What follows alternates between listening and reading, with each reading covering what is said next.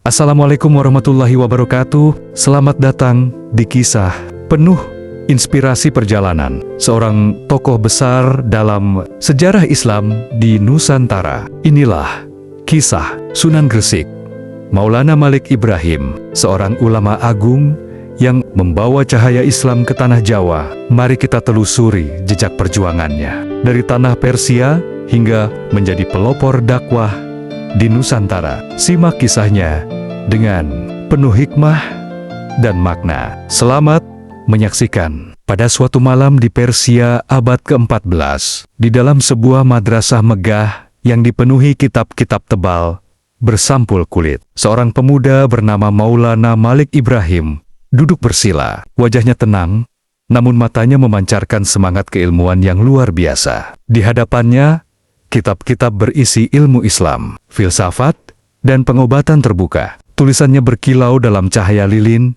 yang berpendar, lembut di dinding berornamen indah. Di sekelilingnya, para cendekiawan besar duduk dalam lingkaran keilmuan. Syekh Jamaluddin Al-Akbar, dengan janggut putihnya yang panjang, mengamati dengan penuh kebijaksanaan. Tangannya menunjuk ke sebuah ayat dalam kitab. Suaranya dalam dan berwibawa, menjelaskan makna mendalam dari setiap kata yang tertulis. Sementara itu, Syekh Abdul Qadir Al-Jailani, dengan sorban hijau kebesarannya, menatap Malik Ibrahim dengan penuh perhatian, seolah melihat secercah cahaya masa depan yang akan menyebarkan Islam ke negeri-negeri jauh. Ruang belajar ini bukan sekadar tempat membaca dan menulis, melainkan pusat kebangkitan ilmu yang menghubungkan masa lalu, masa kini, dan masa depan. Cahaya lilin yang menerangi ruangan seakan menjadi simbol cahaya ilmu yang perlahan menyala di dalam diri pemuda ini. Setiap kalimat yang ia baca,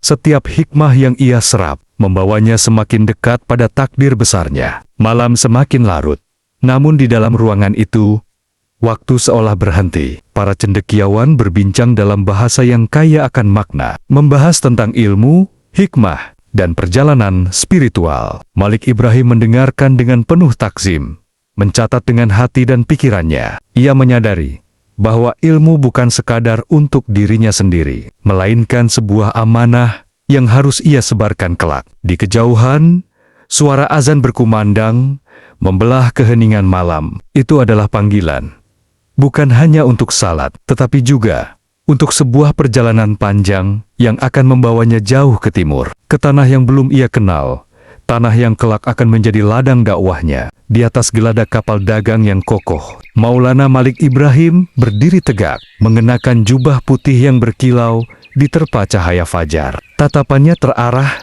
ke cakrawala, di mana langit dan laut bertemu dalam gradasi warna keemasan yang menandakan awal hari baru. Angin laut berhembus lembut, menggoyangkan ujung jubahnya, seolah menjadi pertanda perjalanan panjang yang akan segera dimulai. Di sekelilingnya, suasana kapal dipenuhi kesibukan. Para saudagar berdiskusi dengan suara rendah, membicarakan rute dagang dan barang berharga yang mereka bawa. Di antara mereka, Syekh Yusuf Al-Maghribi, seorang saudagar sekaligus ulama yang telah lama menjelajahi berbagai negeri, berdiri dengan penuh wibawa. Dengan tangan terlipat di dada, ia mengamati lautan luas, seakan turut merenungkan takdir yang menanti mereka di Nusantara. Para pelaut dengan cekatan menarik tali layar yang kini mengembang sempurna, menyesuaikannya dengan arah angin. Suara kayu kapal yang berderit, hempasan ombak yang membentur lambung kapal, serta sayap burung camar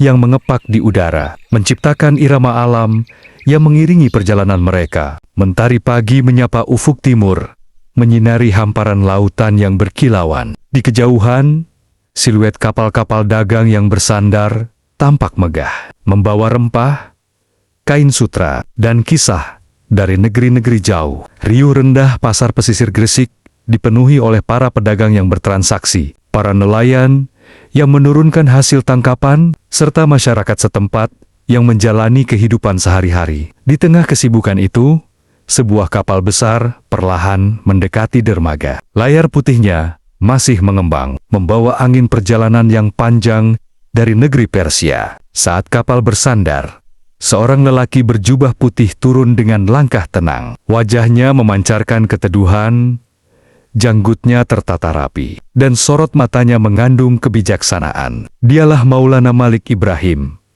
sang pembawa cahaya Islam ke Nusantara. Penduduk setempat berkerumun, memperhatikan sosok asing yang baru tiba di tanah mereka. Beberapa pedagang berbisik-bisik, bertanya-tanya tentang siapa gerangan lelaki ini. Para pemuda dengan penuh rasa ingin tahu mendekat, mengamati dengan kagum. Sementara itu, di sudut pelabuhan, seorang saudagar terkemuka, Syekh Maulana Ishaq, berdiri dengan penuh hormat. Ia telah lama mendengar kabar tentang ulama besar yang akan datang, membawa ajaran suci dan kebijaksanaan dari tanah seberang. Dengan langkah mantap, Maulana Malik Ibrahim menginjakan kaki di tanah Gresik. Deburan ombak di belakangnya seakan menjadi saksi bisu awal dari perjalanan dakwah yang akan mengubah wajah Nusantara. Cahaya matahari menyelimuti dirinya, seolah menyambut kehadiran Sang Dai.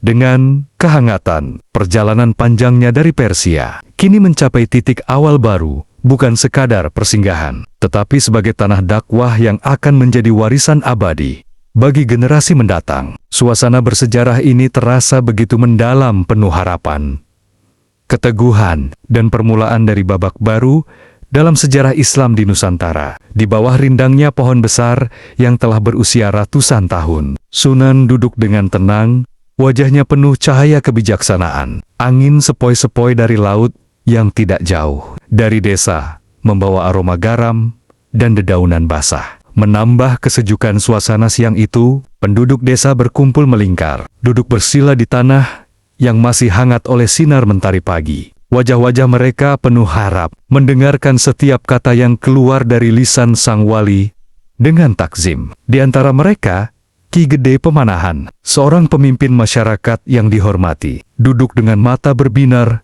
menyerap setiap ajaran yang disampaikan. Beliau bukan hanya seorang tokoh terkemuka, tetapi juga seorang pencari kebenaran yang selalu haus akan ilmu dan kebijaksanaan. Tatapan matanya tajam, menunjukkan pemahaman yang mendalam akan pentingnya ajaran ini bagi rakyatnya. Anak-anak kecil duduk di barisan depan, kaki-kaki mungil mereka bertumpu di tanah. Tangan-tangan mereka sesekali memainkan butiran pasir, tetapi telinga mereka tetap awas mendengarkan. Mereka adalah generasi masa depan yang akan membawa ajaran ini ke pelosok negeri. Mata mereka bersinar dalam keheningan, terpesona oleh kisah-kisah yang disampaikan dengan lembut namun penuh makna. Cahaya matahari yang menyelinap di antara dedaunan menciptakan bayangan yang bergerak perlahan, seolah ikut menari dalam ritme dakwah yang menggema di udara. Suasana begitu damai, penuh keilmuan, seakan waktu berhenti sejenak untuk memberi ruang bagi kebenaran, menyusup ke dalam hati setiap yang hadir. Di kejauhan, suara ombak bergemuruh pelan, seakan menjadi latar bagi peristiwa bersejarah ini. Burung-burung camar sesekali melintas di langit biru, melengkapi harmoni alam yang menyatu dengan dakwah yang tengah berlangsung. Inilah momen berharga, di mana ilmu dan iman bertemu, membentuk ikatan kuat yang akan diwariskan dari generasi ke generasi. Dakwah di desa pesisir ini bukan sekadar pertemuan biasa, melainkan sebuah awal dari perubahan besar yang akan mengakar dalam kehidupan masyarakat, membawa mereka menuju cahaya kebenaran yang abadi. Di halaman sebuah rumah sederhana yang dikelilingi oleh pepohonan rindang, Sunan Gresik dengan penuh ketelitian meracik obat herbal untuk seorang penduduk yang tengah terbaring lemah. Di atas meja kayu tua yang telah menyaksikan banyak pengobatan tradisional, tersusun berbagai dedaunan, akar, dan rempah-rempah yang dipilih dengan cermat. Aroma khas herbal menguar di udara, bercampur dengan hembusan angin sore yang sejuk. Di sudut halaman, seorang tabib setempat, Ki Ageng Pengging, mengamati dengan penuh ketakjuban. Tatapannya terpaku pada tangan Sunan Gresik yang dengan cekatan mencampur bahan-bahan alami, seolah setiap gerakan mengandung ilmu yang dalam dan syarat makna. Cahaya senja yang keemasan menyorot wajah mereka, menciptakan bayangan lembut yang menambah nuansa sakral pada momen itu. Keheningan yang tercipta bukanlah kesunyian, melainkan suasana yang dipenuhi harapan. Penduduk sekitar yang menyaksikan merasa yakin bahwa kesembuhan akan segera datang, bahwa alam telah menyediakan obat bagi setiap penyakit, dan bahwa kebijaksanaan Sunan Gresik serta keahlian Ki Ageng Pengging adalah anugerah bagi mereka. Dalam kehangatan sore yang syahdu, ilmu, tradisi, dan harapan berpadu menjadi satu, menciptakan kisah yang akan terus diceritakan turun-temurun. Di dalam balairung megah Kerajaan Majapahit, Sunan Gresik berdiri tegap di hadapan Prabu Wikramawardhana, menjelaskan ajaran Islam dengan kebijaksanaan dan ketenangan. Suasana ruangan dipenuhi ketegangan saat para pejabat kerajaan berbisik di antara mereka, meragukan ajaran yang dibawa oleh Sang Sunan. Namun, di sisi lain, Adipati Arya Lembu Peteng memperhatikan dengan penuh minat. Matanya menyoroti rasa ingin tahu yang mendalam. Cahaya lilin yang redup menari di sepanjang dinding berukir, menciptakan bayangan dramatis yang memperkuat nuansa sakral dan misterius. Dalam ruangan besar itu, detail pakaian kebesaran kerajaan, corak emas dan merah yang menghiasi singgasana, serta ekspresi penuh makna dari setiap tokoh, menambah kekuatan visual dalam adegan ini. Dengan pencahayaan sinematik yang dramatis, nuansa, keagungan dan ketegangan berpadu, menggambarkan pertemuan bersejarah yang akan mengubah arah pemikiran di Majapahit. Senja mulai menyelimuti langit Gresik dengan cahaya keemasan yang lembut. Di tanah lapang yang luas, terdengar suara kayu dipahat, batu disusun, dan tangan-tangan bekerja dengan penuh semangat. Maulana Malik Ibrahim, yang kelak dikenal sebagai Sunan Gresik, berdiri di tengah-tengah murid-murid dan penduduk desa. Matanya memancarkan keteguhan, melihat masjid pertama di tanah Jawa perlahan mulai terbentuk. Di sampingnya, Syekh Maulana Maghribi, saudagar sekaligus ulama dari negeri jauh, dengan sabar mengatur struktur bangunan. Ia menunjukkan cara menyusun balok kayu agar kuat menahan waktu, sementara murid-murid mengikatnya dengan serat rotan yang kokoh. Di kejauhan, perempuan-perempuan desa membawa kendi air untuk para pekerja, dan anak-anak kecil berlarian sambil mengagumi bangunan yang mulai menjulang. Setiap orang memiliki tugasnya. Ada yang memahat tiang penyangga, ada yang mencampur lumpur untuk perekat, ada pula yang menyiapkan anyaman daun rumbia sebagai atap. Semua bekerja dalam harmoni. Seakan-akan, ini bukan hanya membangun sebuah masjid, tetapi juga membangun harapan dan kebersamaan dalam keimanan. Sunan Gresik memejamkan mata sejenak, berdoa dalam hati. Ia tahu, masjid ini bukan hanya tempat ibadah, tetapi simbol awal kebangkitan Islam di tanah Jawa. Cahaya matahari sore menerpa wajahnya, seolah menjadi saksi dari perjuangan yang sedang berlangsung. Langit semakin jingga, bayangan para pekerja semakin panjang. Namun, semangat tak surut. Dalam hati mereka tersimpan keyakinan bahwa bangunan sederhana ini akan menjadi titik awal peradaban Islam di Nusantara, tempat di mana ilmu, keimanan, dan kebersamaan akan bersemi sepanjang masa. Masjid kayu pertama di Gresik, di kawasan Leran atau Pasucinan, bukan hanya bangunan, tetapi awal dari sejarah besar yang akan terus diceritakan dari generasi ke generasi. Di lereng Gunung Muria yang diselimuti kabut tipis, seorang ulama sufi dari Persia, Syekh Subakir, berdiri tegap dengan sorban putih melingkar di kepalanya. Jubahnya yang panjang dan berhias, sulaman indah, berkibar pelan tertiup angin pegunungan. Wajahnya tenang,